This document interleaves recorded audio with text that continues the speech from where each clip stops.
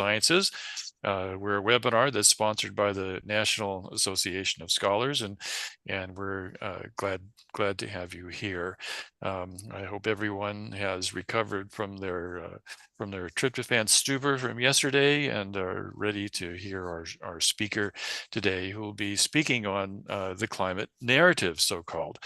Now, the climate narrative is distinct in many ways from climate science. And the principal claim of the climate narrative, of course, is that increasing levels of atmospheric carbon dioxide are warming the planet and destabilizing global climate in some potentially dangerous ways.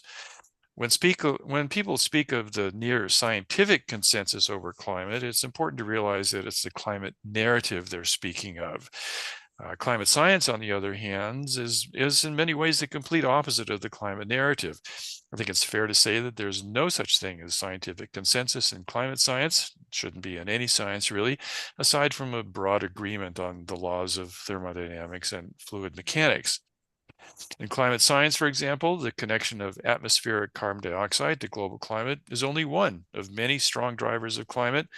And the question that remains very much unanswered these days is just how much of an influence atmospheric CO2 has on climate compared to these other strong climate drivers. Our guest today to speak of this is Professor Richard Lindzen, who is Professor Emeritus at MIT's Earth, Atmospheric, and Planetary Sciences program. When he was at MIT, he was Alfred P. Sloan Professor of Meteorology, and he's been very active in climate science. He's published more than 200 articles and books on the Earth's systems of heat transport and distribution and how these determine climate. Richard Lindzen is probably well known to many in the audience as a long-standing climate realist, as I call him.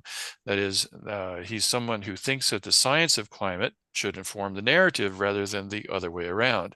And for that, he's long been the bearer of the epithet climate denier, which is a badge of honor, I think, if ever there was one. Before I turn the floor over to our guest, I have a couple of housekeeping details to share. We'll begin with a short presentation from Dick Lindzen, after which we'll have some discussion between us. And after about 45 to 50 minutes in, we'll open the floor to questions and answers from you, the audience. And we welcome any and all questions. And you can put those into the queue using the Q&A button at the bottom of your screen. And we can also take questions through the chat button, but we prefer Q&A just because it's a little more interactive. And I want to make the point that we can take questions at any time during today's webinar. In other words, you don't need to wait until we open the floor to questions to put your questions in. Okay, on with the show. Dick, welcome to Restoring the Sciences. We're really glad you're here. Oh, thank you. Glad to be with you. In any event, you want me to speak, and I'll speak for a few minutes, maybe 20 minutes or so. You call your series Restoring Sciences, and I think one has to also consider a second issue, restoring the role of science. I think both need to be considered, but they are separate. And I don't know, the corruption of climate science began in the 1970s, actually. The elimination of the role of science began somewhat later and has picked up a lot of steam in the last 10 years. But the corruption of climate science caught me and many others by surprise. I'll get into that later. It shouldn't have. I first realized this was an issue around, it had to be about 1979. Frank Press was President Carter's science advisor, and he had been formerly chairman of the Department of Geophysical Sciences at MIT.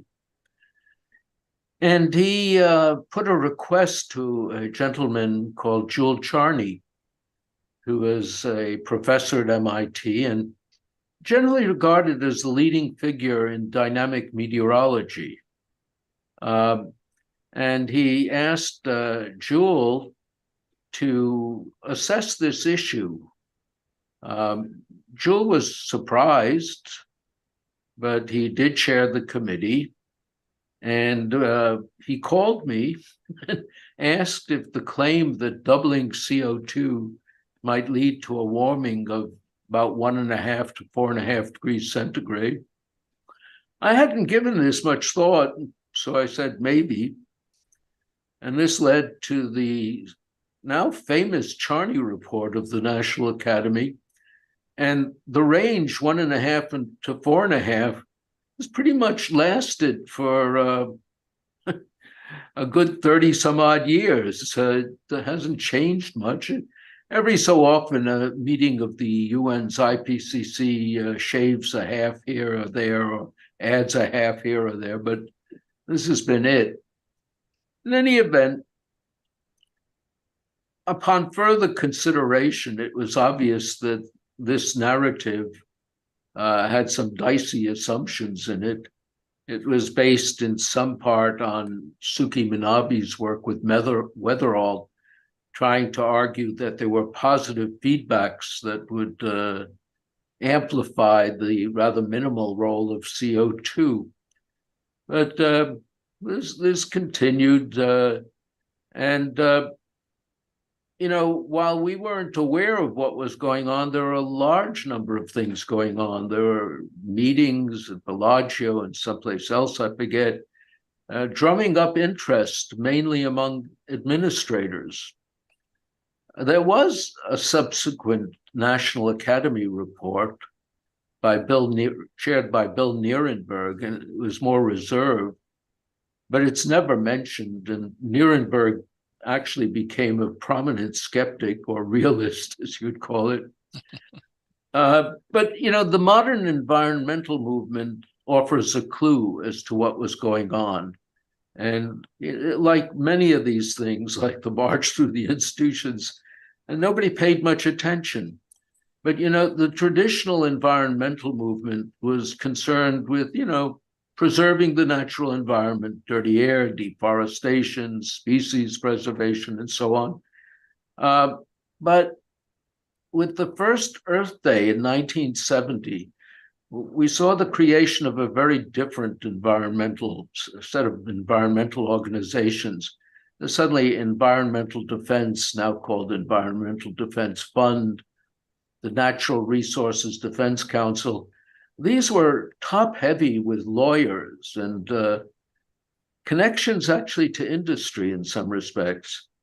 And they began going through a variety of issues, but most of the emphasis now involved the energy sector. You had global cooling, dealing with sulfates, reflecting light, and then you had acid rain, and so on. There was one exception to that, which was the diversion to ozone depletion. And that actually had its own connection. The negotiator of the Montreal Convention, you remember the one that banned freons, 1999, was a man in the State Department called Richard Benedict. And after the Montreal Convention was issued, he stopped at MIT on his way back from Montreal, and he was exuberant about the success of the treaty in banning freons. And he boasted that the Montreal Convention was nothing compared to what they were going to do to CO2. Turned out that one could pretty readily deal with acid rain, and global cooling had stopped. So, power generation had become, by that standard, clean. CO2 had the virtue that it and water vapor were the inevitable outputs of clean burning of fossil fuels. That is to say, you couldn't possibly get rid of it.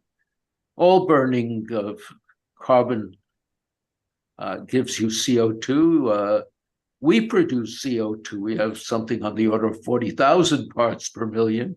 And as I noted at one point, control of breathing has to be the regulator's dream.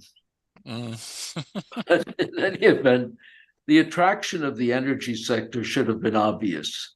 It is huge, and involves trillions of dollars in today's dollars. However you feel about it, somebody is going to get those trillions. And with trillions of dollars involved, a small fraction is enough to generously support the election campaigns of almost all elected officials. The temptation was probably irresistible. In any event, it's proceeded, and in 1988, there was a Senate hearing where Jim Hansen, there was a sign here, somebody has lost something? Okay. I don't think so. I'm still hearing you, and we're still here. Okay. In 1988, there was a Senate hearing where Jim Hansen made his pitch for global warming. And I'll skip back to this. I'll skip the backstory of this. It's interesting, but probably takes too long. But,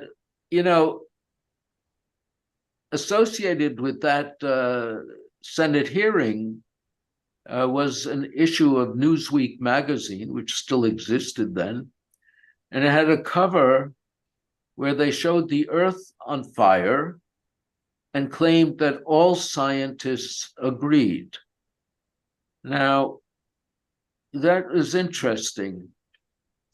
You mentioned, of course, the claim of 97% is, of course, not real. That's a fake, as was the claim that all scientists agreed.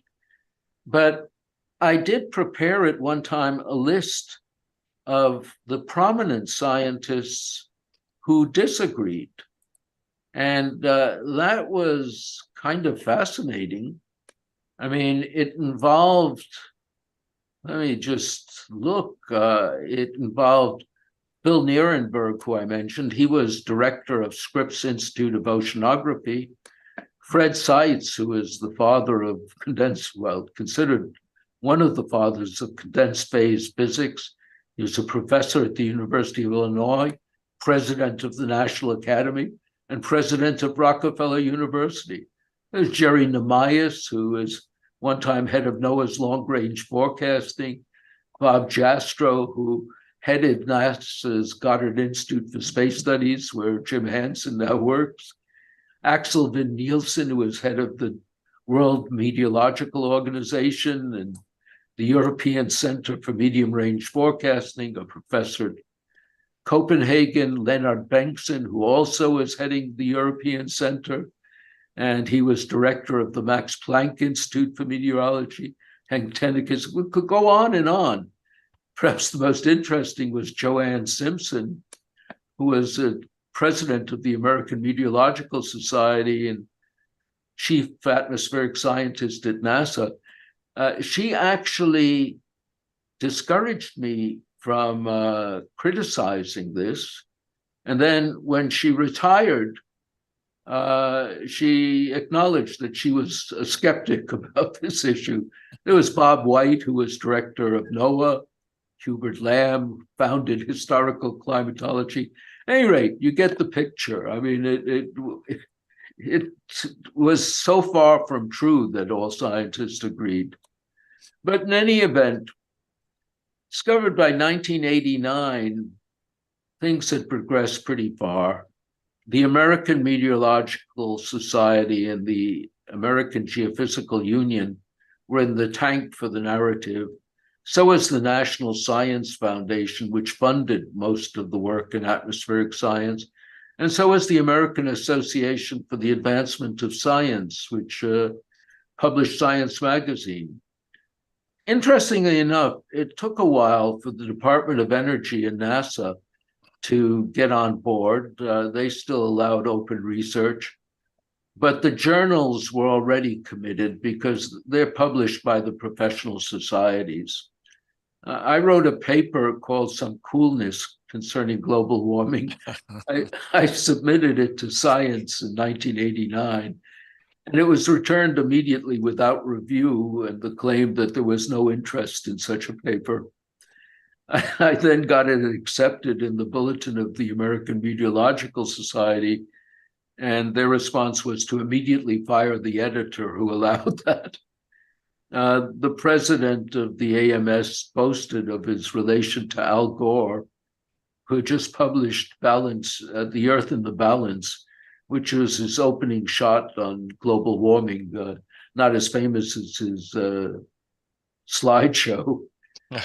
But by the end of the 1990s, all government funding agencies were on board, and it became impossible to obtain funding of anything that even had the potential to oppose climate alarm.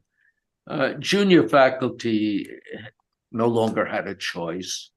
There was a former student of mine who wrote a very nice paper assessing what is called the Milankovitch hypothesis for the ice age cycles. And even this little paper, which had nothing to do with CO2, had to include a sentence to the effect that the paper had no implications for the role of CO2. Actually did. But yeah, there's a question from someone as to whether the list of disagreed science is available. Never got published, but I have a copy if anyone wants to email it. At any rate, this was the situation.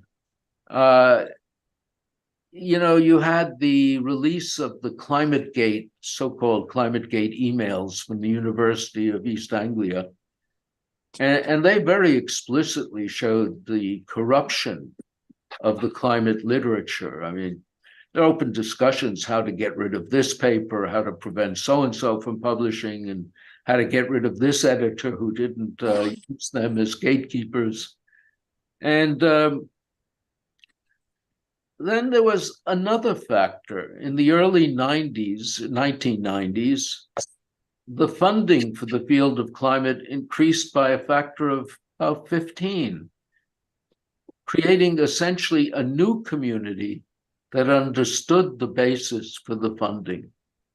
And needless to add, administrators were quick to take advantage of this. Money, sort of the coin of the realm. The problems with the science, of course, as you know, were extensive. I mean, any place you looked in the narrative, there was something wrong. But that itself was a problem, because arguing about some of these errors actually constituted support for major parts of the warming narrative. Let me explain what I mean by that. I mean, for instance, you had the temperature record, and I'll come back to that briefly in a moment. I'll share screen on that. But essentially, when you were arguing about the global temperature metric, which isn't really globally average temperature, it's so-called anomaly. You take a 30-year mean at a station and look at the deviation from it, and you average the deviation, which probably makes a little more sense. And you have people arguing how they took the temperature, how they did this, and so on. But the point is that argument constituted support for the fact that this metric was relevant.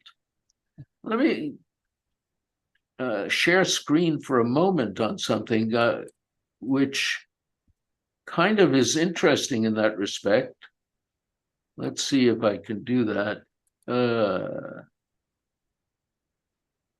Here, where is it here? At the bottom of your Zoom panel, you can click the green button that says share screen, and then select the screen that has whatever you'd like to share. Oh, wait, I see something here, but okay, share. Yeah, there you go. Now I'll bring it up. Here we go. Yeah. So we've got your desktop now. There we are. Yeah, is this here? Yeah, I see a table. Yes. Okay. So let me start with this figure. Here is the annual climate anomaly. And it doesn't look smooth like the one you normally see, but it's rising sharply. On the other hand, look at the scale. It's basically representing a little over 1 degree warming by 2020 in this graph. I include it without the smoothing because the variation here is fundamentally the variance. And you see the variance is on the order of 0.4 degrees. I mention that simply because, it's saying when somebody says this is a record-breaking year and it's 0.1 degree more, saying it's insignificant. So you leave that out. But the other thing missing in this graph are the data points. And here is the graph with the data points. Yeah. And you notice they're dense, almost over a range of 16 degrees, an order of magnitude more than this is changing. And this doesn't look so impressive in this picture. What this is telling you is that at any given time, there are almost as many stations cooling as warming. And that is telling you why this is not a great metric. Let me go to this. This is called the World Map of Köppen Climate Classification.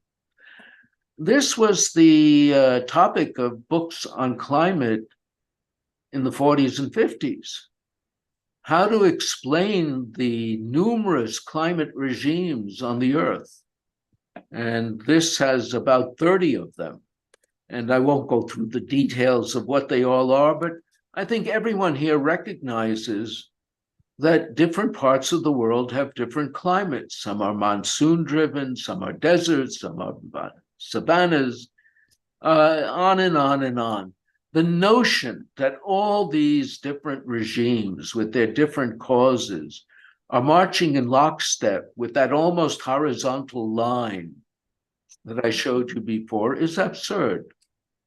So, let's get rid of, let me see how I get, I have to escape this. No. And let's find this where I can get, again, back to the no screen. How do I do that? There you go. And just click this to get off. No, I want to get off it. We're seeing just you now. Okay, good. Yeah. Good. Okay, that's fine. In any event, essentially, that's the problem with the temperature record. There's also the issue, for instance, the people who feel it's solar, it's not CO2. And they're supporting the notion that climate has a single cause.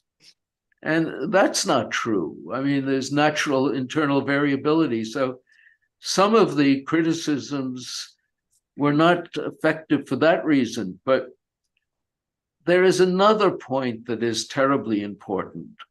And that is, if you gave a serious discussion of how the Earth's climate works, unfortunately, it's going to be unintelligible. Let me give you an example of an unintelligible one, and I'll get back to the share screen.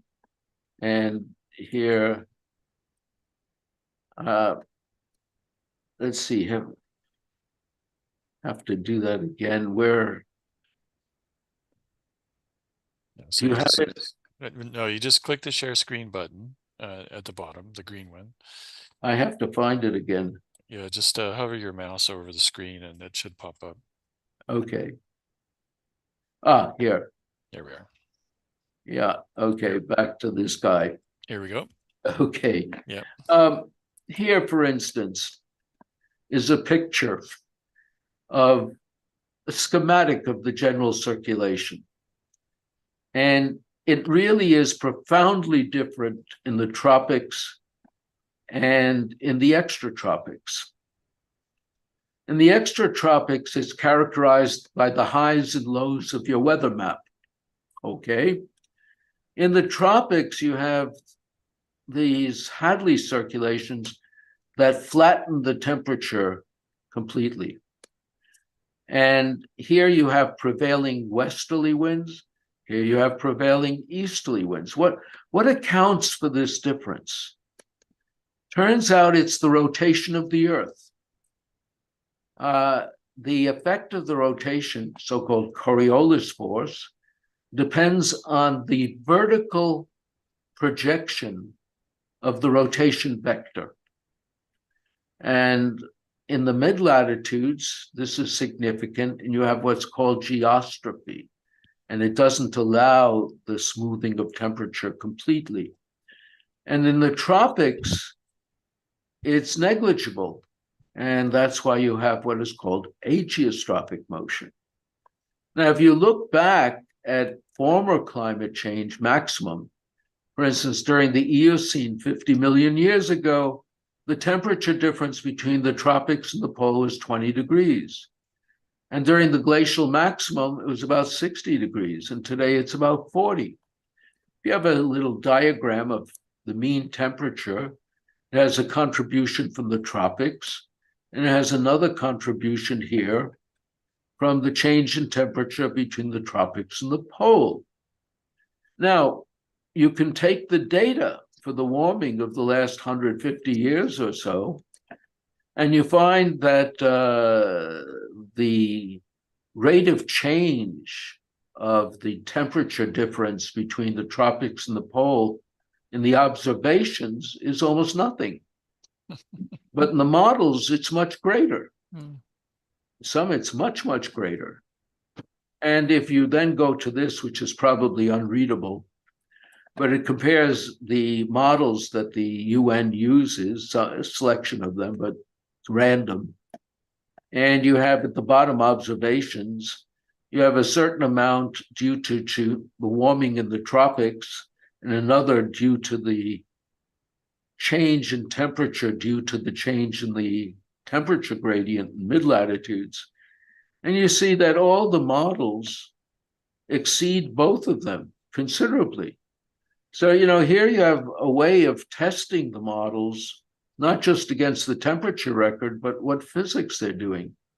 Well, I'll skip that for the moment. The point I'm making, and I think anyone might reasonably, let's see, where do I get back to this? Up at the top, you have a stop share. Yeah. Yeah. Okay. If I can get rid of this. There we are. There we go. Okay. At any rate, all I'm making is the point that it's unintelligible to the average person, what I've just said.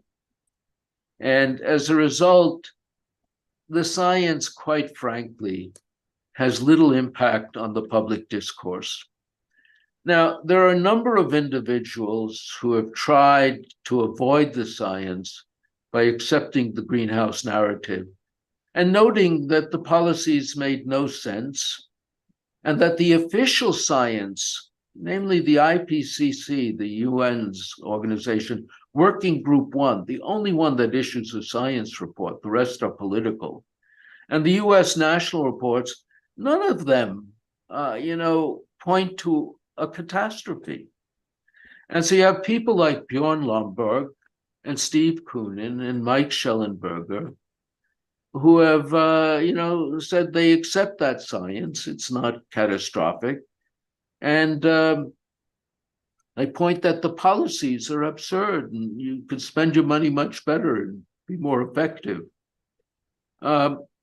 And this offended certain people, felt they were giving up on the science, but I was not offended. I thought maybe there's some hope that this will get through to people. There's, of course, Alex Epstein also on fossil fuels.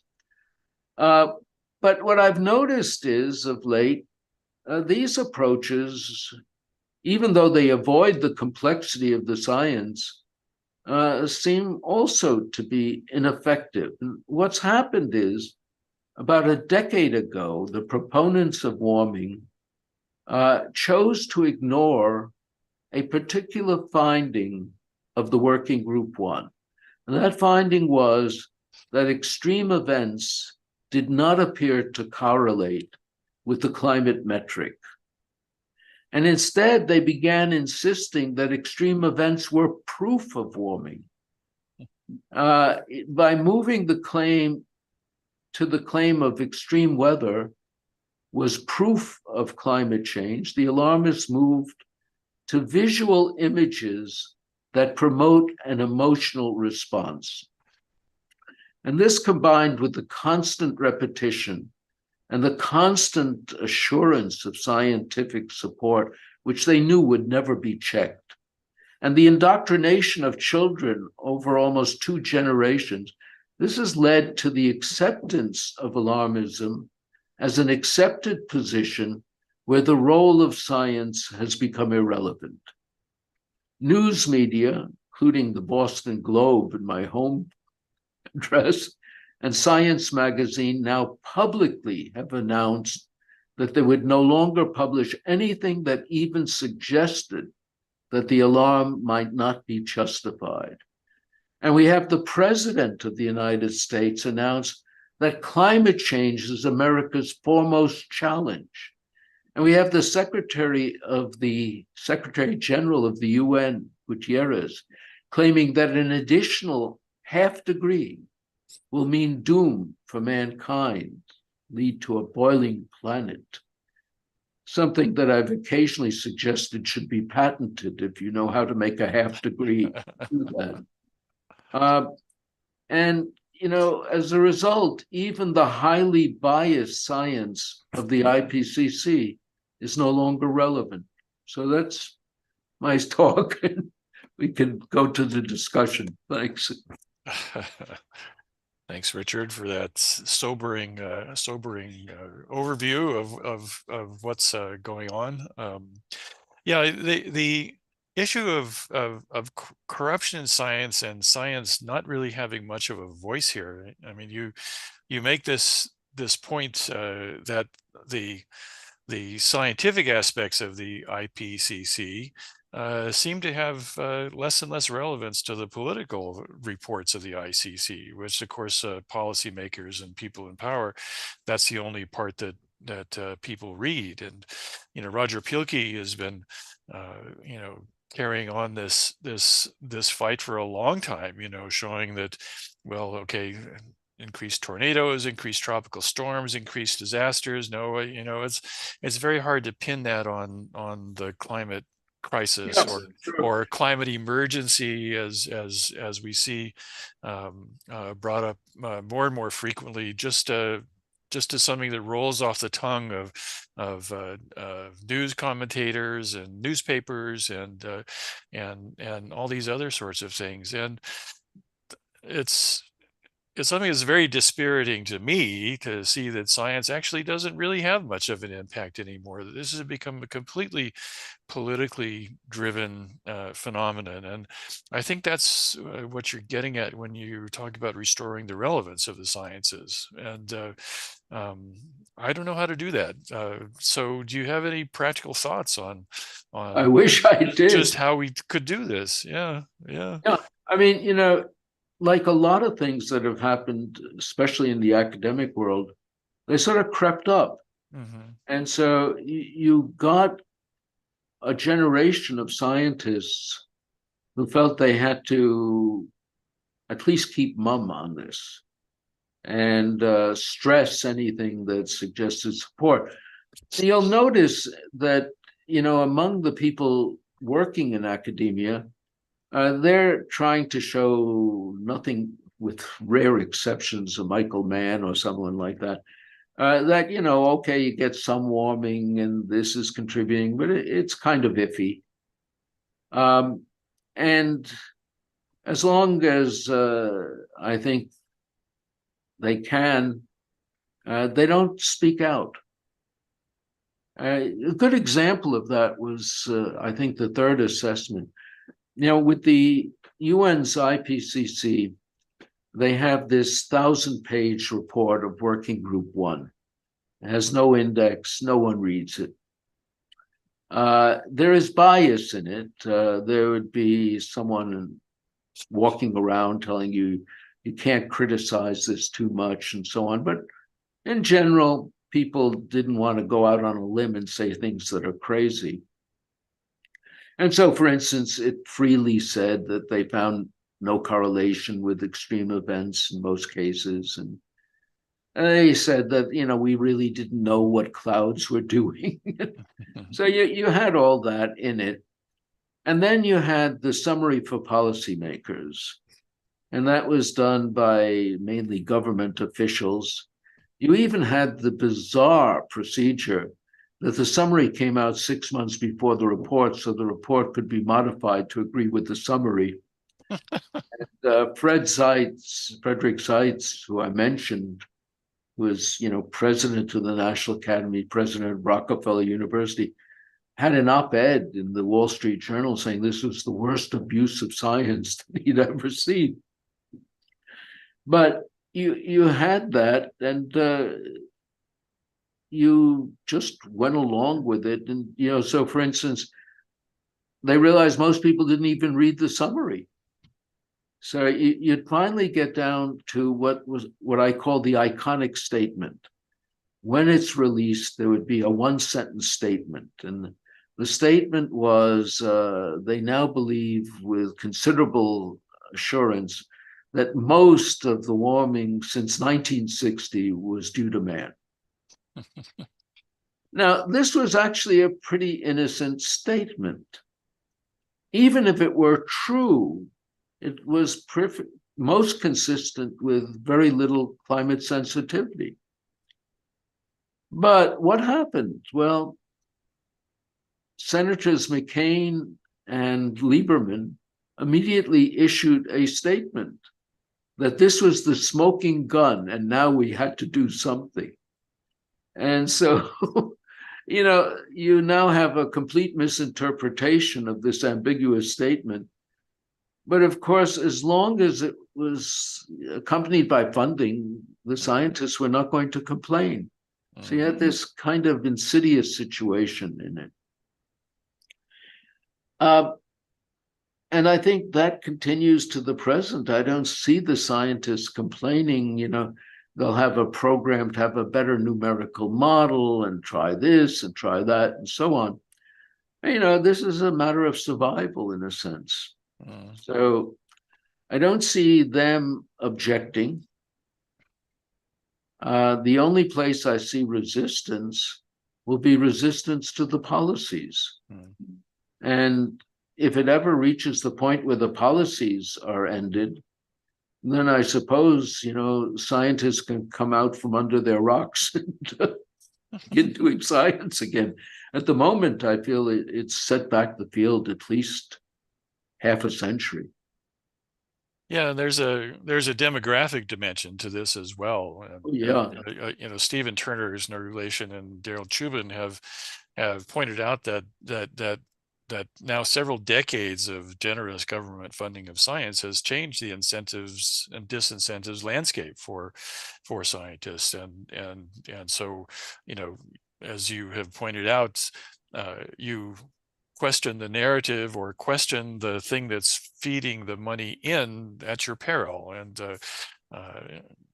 as we've translated into metrics of scientific worth that are increasingly disconnected from actual science, things like numbers of publications, publishing in high impact journals, which is kind of an incestuous sort of thing going on, that you literally cannot oppose it. And people who do oppose it, people like you, for example, often end up being demonized for it, even though you're carrying on the best traditions of science, which is skepticism and dispassionate attention to data rather than political narrative.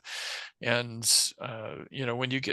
when you build this demographic aspect into it, it almost seems like it's almost impossible to reverse, unless, as you say, you approach it as a political issue, explicitly a political issue. But then where does science come in? Well, it comes in sort of the way it went out. I mean, once the politics changes, the science can open up. I think Eisenhower already, in his farewell address, pointed out the problem. I mean, essentially, government support of science can be a good thing if the government doesn't have a position. But if it has a position, forget it. Yeah. becomes like Lysenkoism in the Soviet Union, or for that matter, eugenics in the 1920s. Mm-hmm. Yeah, you've made the point actually that that the climate science of the day is very much like the eugenics science of that day. You know, everyone was in agreement. All the best minds, in quotes, said that they supported it. It had broad governmental support, and you know, I think we're looking at an increasingly dangerous outcome of that kind of thinking in our thinking. Well, with the eugenics, it led to the Immigration Restriction Act of 1924. Yeah. And even though the quote science was dismissed long before, certainly by World War II after Hitler, the legislation remained until the 60s. Yeah, yeah, and yeah, that's right. And you know, the negative effects are coming in some kind of different ways. You know, I spent quite a lot of time doing research in Southern Africa, for example, in Namibia, and you have this dynamic where the countries and cultures that have the money and the wealth, namely northern hemisphere countries, are kind of imposing a kind of a colonial attitude towards development in the southern hemisphere countries, and they're doing it with tons of money. And just to give you one of my favorite examples, I worked in Namibia for quite a long time, which accounts for, I think it's 0.003% of global emissions, and yet they have been basically bought off by the Green Climate Fund and those kinds of entities to suppress the development of their own natural fossil fuels, resources, uranium, and those kinds of things. And with the result, the only people that end up winners there are government bureaucrats, and the people there are increasingly, well, they remain poor, basically. And that seems to me to be kind of like, it's not as bad as The worst sterilizing people. example I remember is the World Bank rejecting funding for a hospital, I think in the Congo, unless it used renewable energy. Yeah.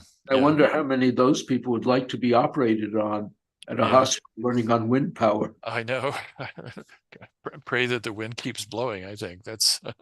I mean, there's some.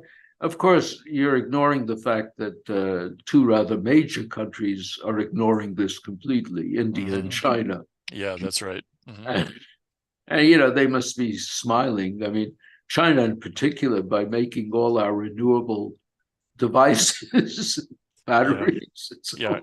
I know, controlling the resources, never mind the environmental degradation that's going to come from actually carrying out these plans of net zero by 2050 or whenever. So okay, well, let's go on to the Q&A then. We have a lot of questions coming in here. So Jack Summer, you already addressed this already. You kind of mentioned the total takeover of all bodies of the science ecosystem, societies, universities, obviously, private institutions like the Smithsonian. Well, they're not totally private, of course, but there's been this kind of long march through the sciences that's been going on for many years, and many scientists have just been unaware of it. They're caught by surprise when they see the rising tide of anti-science around them, as if this is something new. Well, in fact, it's been goes under the name of the science. Yes, that's right, with a little trademark. I've occasionally remarked that science is a funny word. It becomes its opposite when you precede it with the definite article. Yes. Yeah. But you mentioned that the environmental movement really changed the landscape of environmental politics dramatically. And what was it that actually made that switch happen? Don't ask me. I mean, it was an opportunity. And I think people simply saw the opportunity.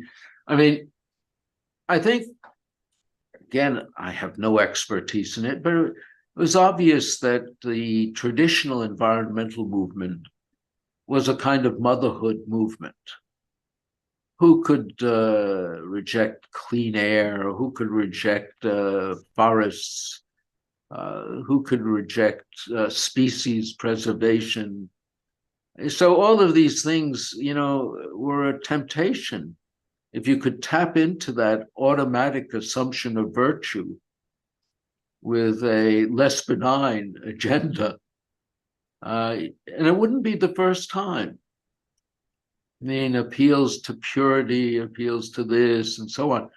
And then you capitalize on something that I've occasionally dwelled on.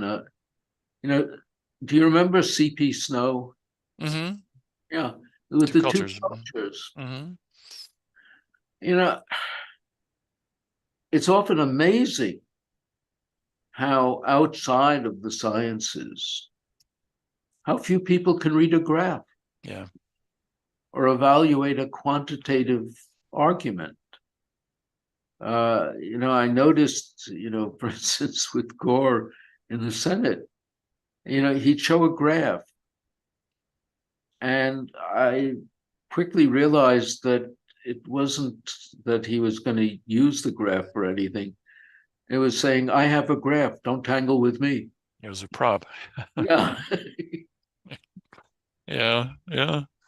So, yeah, I don't know where to attack that. It's a lot of people have said that, oh, well, we have to improve K through 12 science education. So we'll have Can't do good that. incipient scientists coming in. And did you say that we can't do that or, Oh, I don't see how. yeah, yeah. I mean, the quality of teachers, I mean, there are some superb teachers still, Mhm. but the general quality has gone way down. Yeah. I mean, when I was a kid, I mean, for better or for worse, women didn't have many choices. Hmm. And the best of them went into teaching, Mm. maybe nursing.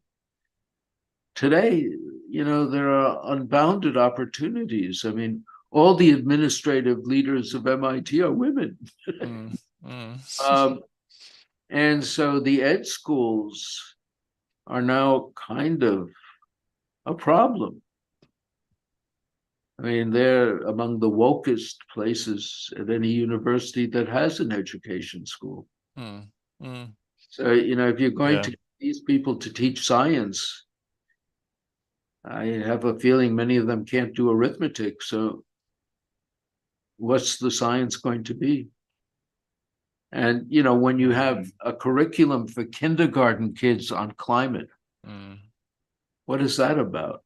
I Yeah. mean, John Kerry made this ridiculous statement in Indonesia in a speech. He said, we all know that physics and chemistry can be really hard. Climate is easy enough for any child to understand. Oh boy. How silly. How silly. Yeah. I mean, one thing we've noticed in the corruption of the universities generally is that when you have a leader of an institution come in who claims to want to bring a transformative vision to whatever it is they're administering, that's when you start to check your wallet and make sure that it's that they're not trying to pull a fast one on you. And we see this most dramatically in the whole sweep of diversity, equity, and inclusion ideology through the universities. I mean, it comes primarily from a leader coming in, and this is across the board. I know this at University of Cape Town, for example, where I spent a number of years. Someone comes in with what they call a transformative vision to harness the university to some good social end. And in the end, they end up crushing the very thing that makes universities valuable to our societies, which is that we are independent, we are skeptical, we are Oh, prepared to, I mean, bring. at MIT, each Mm, department has its own or shares a DEI commissar. Oh yeah. Many in some cases, many hundreds in some cases. Oh, well, at MIT, I think the number of administrators now significantly exceeds the number of students. Yeah, I think you're right. I mean, Yeah. and they depend on money. I mean, they see Mhm. money coming into climate, Yeah. and then their idea of imagination is to declare this their mission. Yeah, that's right. Yeah. Yeah. Yeah.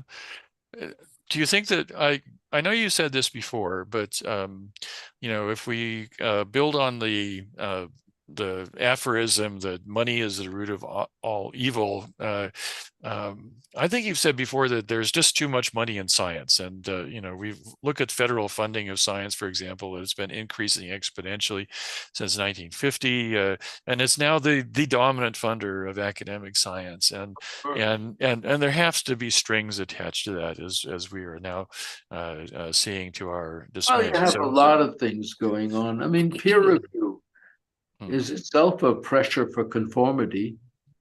mhm, And, I was just reminded, I mean, when I was teaching at Harvard, I had a wonderful student. I won't mention her name, but she did a terrific thesis.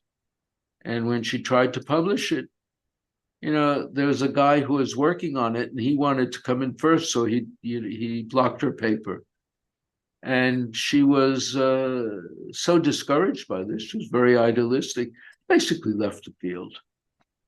hmm, Uh, no, I mean, it's problematic. I mean, I've occasionally observed that, when you had the Solvay conference of 1929 with that famous picture of maybe it was as many as 100 scientists, yeah, those were the world's physicists. yes, They were great.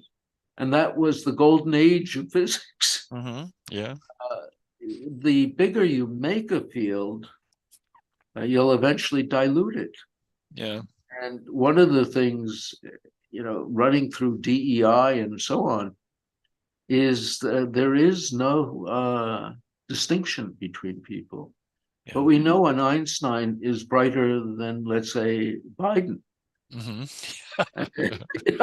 It's, and you're not going to be able to run a system where you ignore that. Yeah, yeah, yeah, yeah. So there are two kind of related questions here in the Q&A. One is from John Reisman, and he's saying basically that well, all right, the politics has gone to net zero. That's kind of the cause du jour, if you will, for many states and countries and so forth, including Namibia, like I've just mentioned. He asks, isn't it imperative that realists vigorously enter the policy process, that is to say, to get involved in politics ourselves to counter the alarmist narrative before it does any more damage? And then that's accompanied by our friend Bill Freza's comment, which is that how is it that scientists can maintain a straight face when they take a natural phenomenon as complex and multidimensional as global climate and reduce it to a single scalar metric? Why don't people laugh? So what's the way we should go? I mean, should we become politics, or should we become jesters from the side with We. what's that? We? It's we. No, I think the Yeah. problem is, and people want that list of prominent scientists. Uh, it was provoked by a comment by the science guy, Bill Nye, Hmm. who, in promoting the alarm, said, yes, there are people who object to it, but they're old and they'll die. Hmm. In fact, most of these people are dead. Mm. Um, the question is, who will you find who will do that? Hmm. Not going to run with 80-year-olds. Mm. And for the rest, if they're working, their career is at stake. Mm. So what's really disturbing in a way, when the issue first arose in the late 80s in the popular domain, you had members of Congress and Senate who were objecting and writing books and so on and so forth in the political system. They've given up. You no longer have that. Mm. And so where is someone going to come from the outside and have the clout? As I mentioned, I mean, science magazine, newspapers have already indicated they will not even publish anything that questions it. Yeah. So is there a scientific revolution on hand then? Do you think that's what it's going to take? I don't think it'll come from within science. Yeah, yeah. Huh. I mean, you have things like the elections in Argentina and in the Netherlands. Mm-hmm. And I think in Germany, you're going to see Alternative for Deutschland probably do very well. Yeah, These are all movements that are against climate hysteria, yeah, among other things, yeah. better for worse.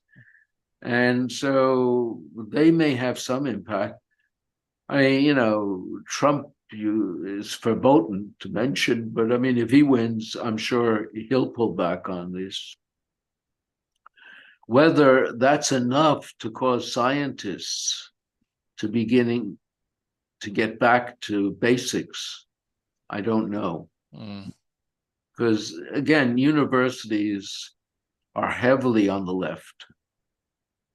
And when I joined academia, Harvard was estimated to have 30% faculty who were reasonably conservative. Today, I doubt it's 1%. Mm. So do you think the universities are the future of science anymore? I mean, there was at one point when it was a natural home, but Well, do you think we need to leave the universities to actually become scientists again? I don't think we know how. I mean, it's not as though the corporate world is much better on this. Mm-hmm. Mm-hmm. And the fossil fuel industry itself pretty much has given up fighting this issue. Mm-hmm. I mean, Yeah, but then it's easy to be depressed about this, yeah. but But then you have the counterexample of people like Michael Schellenberger, for example, and the Breakthrough Institute, and there are a number of other small little places sure. outside the university And that look, actually do good science. and Michael is complaining, even though he quote accepts the science, that he's being canceled. Yeah, yeah. By whom? Oh, By the usual suspects, or the social media and all this garbage. yeah, yeah. Oh gosh, yeah. Wow. Yeah, it's a very depressing prospect, but I think, at yeah, some point that is not useless. I think one has to recognize that this is no longer a debating society. mm, there are powerful interests. It will take a heavy effort to move this. And at present, I think what you call the realists don't have the clout, they don't have the resources. There's no one, you have the major foundations, Rockefeller, so on. They're all on in the tank on this. mm, So we've let it get this far, as with so many problems, that one has to do some serious thinking as to how you get around it. I don't think it'll be simple. yeah. I mean, I'm thinking of an analogy in the world of finance, and of course, as you know, you have sort of virtue funds or values-driven funds, and ESG being the most prominent. And what we're seeing is that well, they're still there, but the return on those things is becoming increasingly problematic. And I think people are actually kind of waking up to the fact that well, maybe financiers should pay attention to increasing returns rather than being a Sure. vehicle of virtue signaling. And the hopeful part of me, which is actually increasingly shrinking lately, is that we need something like that in the sciences. That is to point out the bottom line here, that it's not really benefiting us, it's not benefiting our energy sector, and And I think there are people out there who are making that point, and I think that people are Mostly starting to see that. politicians. Mostly politicians, yeah, and which underscores your point. This is going to be a political solution rather than a scientific solution. And okay, and then where do we fit in, we scientists? Well, I mean, that's a very good question. If we let our education degrade in order to fit the political narrative, how do you recover? Mm, And I think we can, but I was very disappointed. One time I thought, well, maybe, this is an opportunity for places like India and China hmm to develop science. And so we lose our ascendancy in it, but, it'll continue. hmm But, even there, they judge young scientists by their recognition in the West. Yeah, yeah, So yeah, I don't know where they're going with this. yeah, yeah. Well, yeah, I don't know. Maybe we need to become like those Irish monks who supposedly saved Right. civilization back in the Well, Dark Ages, there's a little bit of that going on. I mean, Yeah. there are journals in South Korea and the Asians hmm sector Yeah. that are publishing stuff. The trouble in part with climate is it was a tiny field. Yeah. It wasn't like high energy physics or anything like that. And so you're always dealing with a handful of people. And when you enlarge it, for instance, we're in France at the moment. In the 70s and even the 80s, there were only a couple of meteorologists, two or three. Mm, And now you go to the university and there are hundreds. mm, They really don't know much. They work with models. They've never built the models. And it's a fantasy world. mm. So are we training too many scientists then, do you think? That's partly the case. I think, but how are we going to return to what people today regard as elitism? Mm. I mean, Yeah, yeah. Well, the definition of elites has certainly changed. Now it's people who have yeah, money and power rather than people who right. are intellectually on top of things. So, okay, let's come back to some of the questions here. So, Sandra Ham asks, based on your interpretations of the data, what's your forecast for global temperature trends during the rest of the century, and what impacts do you expect from this? What do you think is going to happen over the next century? Oh, I have no basis for saying anything other than it'll continue to wander up and down a degree or so as it always does. And Yeah. you have changes, for instance, as I pointed out with the Kaplan classification, there is no one statement as to what climate does when you have 30 regimes.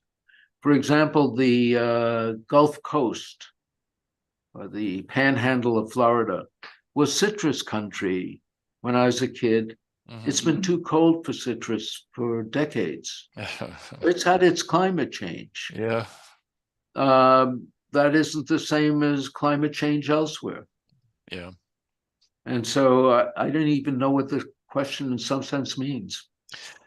Yeah, it's yeah, I mean, given that variability that you pointed out, boy, it's hard to say Both where time there and is a trend. space. Yeah, yeah, I know. And this is a big issue. I had a friend who was working on a particular ecological community in South Africa, and he had a grant actually that was supposed to address the impacts of climate change on this unique community, and he was very alarmed that the data he was getting was not supporting the climate narrative, that this community was going to come out just fine. There's no worry, and this just underscores the kind of local Yes. impact of what where we and all the other living Yeah. things in the earth live I'll give locally. you an example. I mean, for instance, one of the things I worked on early in my career was something called the 26-month oscillation. hmm And it turns out the wind in the stratosphere over the tropics goes from east to west for about a year and turns around, goes the other way for a year. Yeah. So average period. Yeah. And that's purely internal, Yeah. purely internal.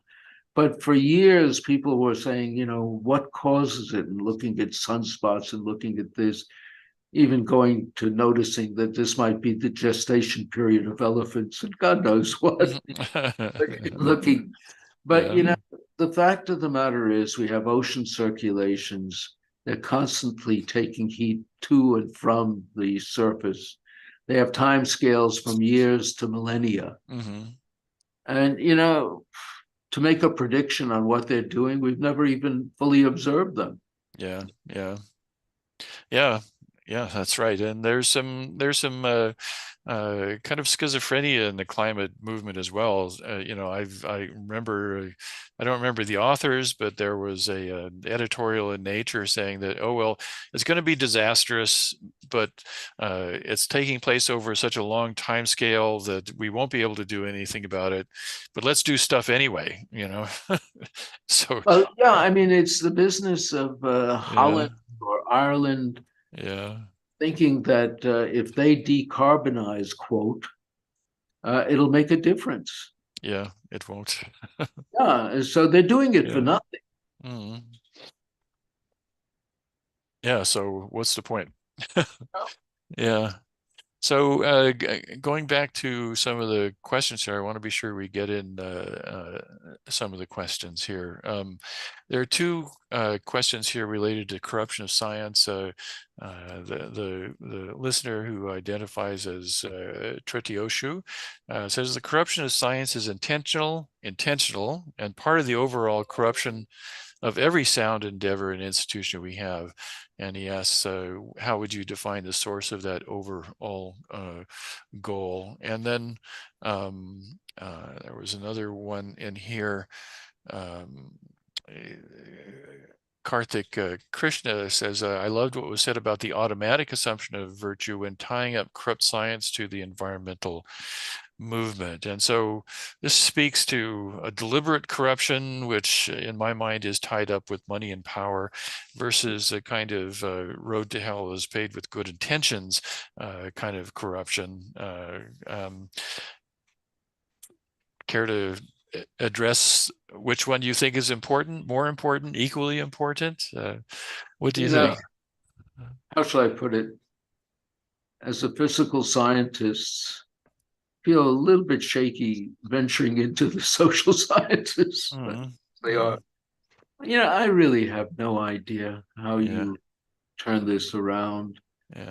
You have generations, you have institutions that have been corrupted. You're beginning to see at the university end actually new universities starting. Maybe that'll be a clue. You have a problem, of course. Our present universities expanded greatly to deal with the baby boom. Yeah. They're already suffering because the baby boom is long over. And there isn't the need for all the space they have. That led, I think, to lowering admission standards at a lot of places, but a lot of places are going under. Yeah. And maybe in the midst of all that, there'll be opportunity for new institutions. It was interesting to see. I mean, we had this thing at MIT with this man Sabatini. Yes. And I don't want to get into the issues, but I mean, it did seem strange that a man who is generally acknowledged to be a Nobel laureate in the future would be destroyed like that. Yeah. But he ended up going to Prague. They offered something. Yeah. And there may be other places that will take advantage of this situation. Yeah. I think talent is every place. For a long time, the US attracted it because it had opportunities. Why shouldn't other places attract it? Yeah, true. Or maybe even the Indian subcontinent, who knows? It's Yeah, we were at the AAAS meeting last year, and we were promoting our vision of what's wrong with science, and most of the people who came up who had favorable comments for us were either from the Indian subcontinent, so these kinds of ideals are still alive there, or from Eastern Europe. You know, the countries that have emerged from under the communist conformist. Well, I mean, Russia didn't mention, but they should probably be mentioned with India and China. Mm-hmm. You know, for instance, for many years, the largest institution dealing with climate was the main geophysical observatory in then Leningrad. Yeah. Uh-huh. Almost everyone there, the major figures there, who I mentioned in the list, Budiko, Sellers, Kondratiev, all Mm-hmm. skeptics. Yeah. They all felt this was silly. Yeah. Yeah. Um, there was a funny incident, I don't know if you want to hear, Let's hear where it. I think the head of the Royal Society was visiting Moscow to urge the Soviet Academy or the Russian Academy at that time to get on the bandwagon for global warming alarm. And there were a lot of people, the old timers in the Soviet Russia, who opposed it. And for some reason, the then Minister of Finance was a man called Ilarionov, or advisor, science economics advisor to Putin. And he got a number of people from states, including myself, to come to this meeting. And when the president of the Royal Society, I forget which one it was, found out about it, he says, "I'm not coming." But they knew he was already at the airport. So he came and he made this bizarre announcement that the British embassy was going to have a reception for the scientists who agreed with him, and the others were not invited. Oh, gosh. And this was a statement to the young scientists saying, if you want to go abroad and have contacts and so on, break with the leaders in your field. You must conform. Yes. Yeah. Yeah. Don't be an independent thinker, in other words. Well, you know, the Chinese do the same by saying you have to publish in Science and Nature. Yes, that's right. Yeah. And again, it's evidence of the overall corruption of the sciences, and again, driven mostly by money and power, pursuit of money and power, I think, and which just makes science even more irrelevant in the modern world. Again, that's a depressing conclusion, I think. Well, people confuse technology, I think, with science. Yes, that's true. Smartphones doing all sorts of things. Yeah, yeah. So Tretioshu has another comment here. He asks, or she asks, can the responsible scientists come together effectively in coalition to effectively promote the voice of real science rather than politicized scientism in the public realm? And do they have the motivation and courage to do so in the long haul? I mean, the answer I would give, and of course we want to hear your perspective, is that actually responsible scientists have been doing this for a long time, and they've been mostly ignored. And I know Heather McDonald has pointed out many times that there's not a lot of courage in academia. Well, first of all, she's right on that. Yeah. Academics have never been notably courageous. Yes. My family, came here from, my parents came here from Germany in 1938. But I mean, in 1933, when Hitler came to power, the universities got rid of all their Jews before Hitler even asked. Yes. So, and that included Fritz Haber, which was quite remarkable. I mean, not only was it Nobel laureate, but he was a German patriot who had converted to Lutheranism. Didn't help. So I don't know. I mean, universities are not courageous, but in addition, as you say, I mean, people have come out And, you know, if they're active at a university, they've lost their funding. In a few cases, you have the environmentally supported scientists suing people and driving them into poverty. Mm. It isn't a trivial matter to oppose this. I mean, you know, if you're senior and you have tenure and besides you're retired, yeah, you can do it. Yeah. And that is the characteristic of all the people who opposed it, or at least most of them. Mm-hmm. Is they were senior and they were near retirement, and it didn't matter that much. Yeah. Yeah. If you're working at a university, as you know, I mean, if you're a young faculty and you don't get grants and you don't publish, you don't get promoted. Mm. Or even if you do publish, if you're publishing the wrong things, you know, you don't get promoted. Yeah.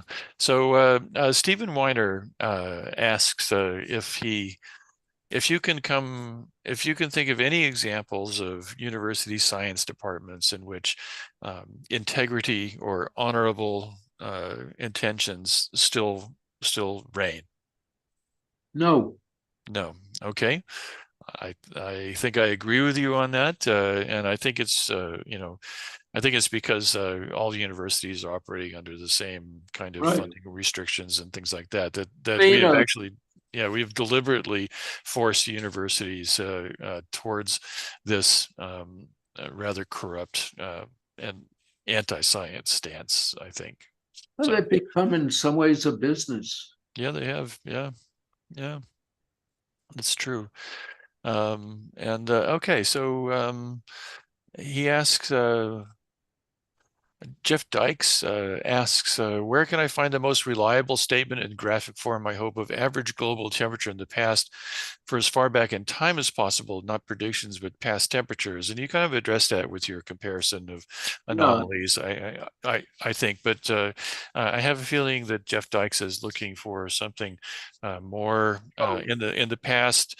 One of the things I've noticed about most climate narratives is they don't include the 1930s, which was actually a period in which we're about as warm as we seem to be going to. You have a lot of problems. One reason I showed the variance is when you start arguing about tenths of a degree, yeah, you have plenty of scope for, quote, adjusting. Mm. And while people get excited and say, you know, this is wrong and this is, you know, illegitimate and so on and so forth, the truth of the matter is the data is dicey. Yeah.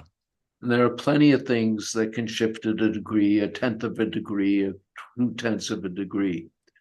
And I think one should stop focusing on it. I mean, that's kind of. Mm-hmm. Yeah, I mean, I don't see a prospect of a catastrophic climate change these days, not with the kinds of things that we're talking about. Well, one of the pictures I had, temperature differences we deal with. Mm-hmm. So, when you're looking at this graph of 1.2 degrees in 100 years, oh, well, okay, you dealt with it between breakfast and lunch. Mm-hmm. Mm-hmm. Yeah.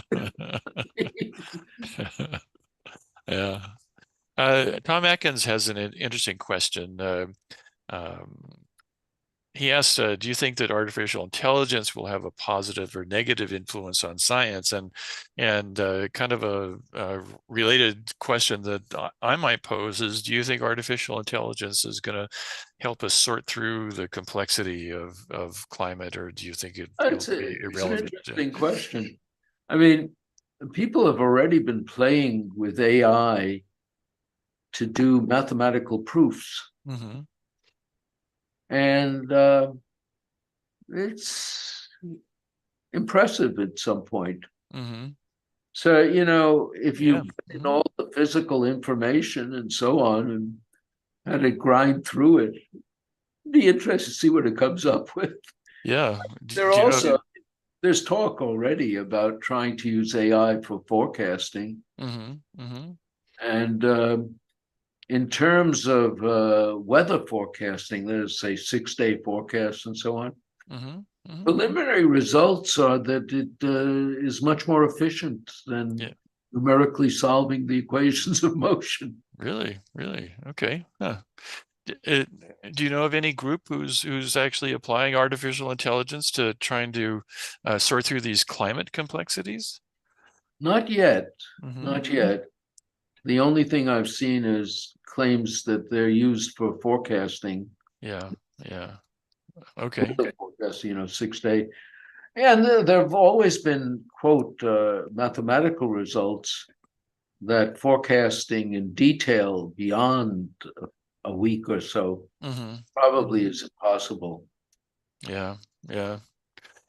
George Lee jumps in to say that a lot of artificial intelligence just summarizes prevalent web postings, and so it will be on weather, and the results will still likely be fake science.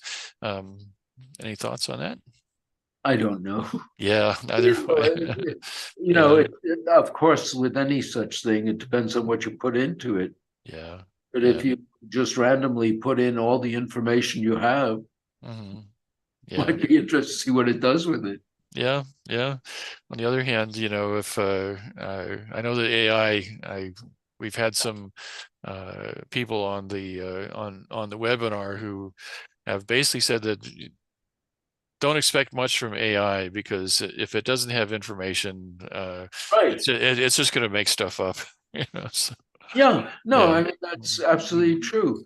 But if you put in enough, it'll be interesting to see what it does. Yeah. As long as we don't take it too seriously, I think so. Okay, so we're approaching the end of our time, and I just want to thank everyone who is in the audience for joining us today and for the many interesting questions. If we weren't able to get to your questions, I apologize. If you want to send me your questions, if you have burning questions, just send your question to me at my email address, and that's turner@nas.org, and I'll forward them on to Dick for his response. So, and shortly after the webinar concludes today, our conversation will be posted on the NAS YouTube channel.